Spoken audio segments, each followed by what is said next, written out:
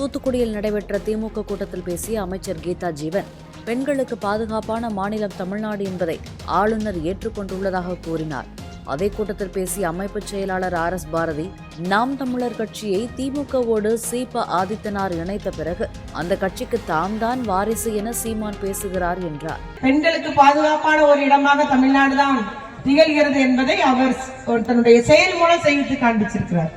இன்னைக்கு கவர்னரே பேசியிருக்காரு, தமிழ்நாடுதான் பெண்களுக்கு பாதுகாப்பான மாநிலம் என்று கவர்னர் இன்னைக்கு பேசியிருக்கிறார்.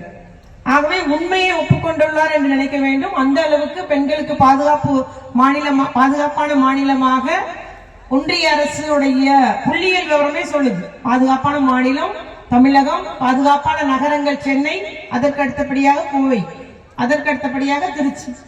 ஆக முதல் 3 இடங்களுமே தமிழ்நாட்டில் தான் இருக்கு அந்த நகரங்கள். அந்த அளவுக்கு பெண்களுக்கான திட்டங்கள், பெண்களுக்கான வளர்ச்சி பணிகள் என்று நம்முடைய முதலமைச்சர்கள் செயல்பட்டு வருகிறார்கள் என்பதை நான் இங்கு கூறியாக வேண்டும்.